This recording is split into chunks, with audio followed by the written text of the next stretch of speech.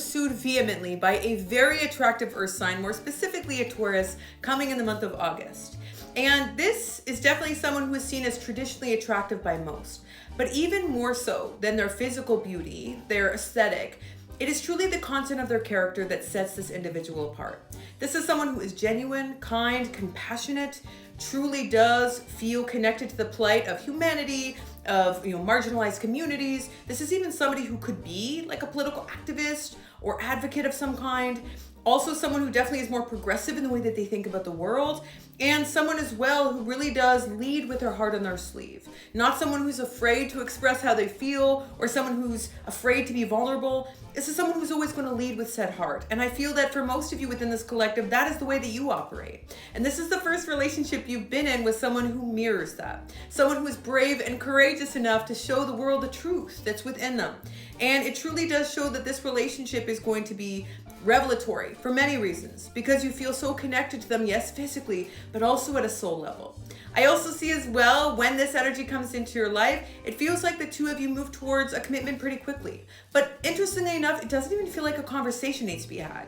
It almost feels like the first time the two of you connect and spend time together, it feels as if you're already committed or you're already moving towards that long-term commitment.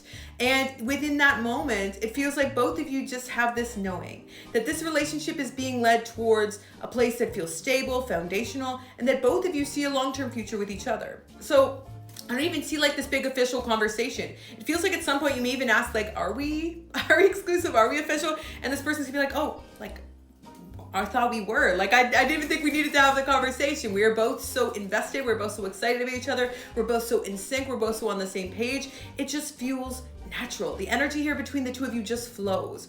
And this is definitely someone that you're gonna have incredible intimacy with.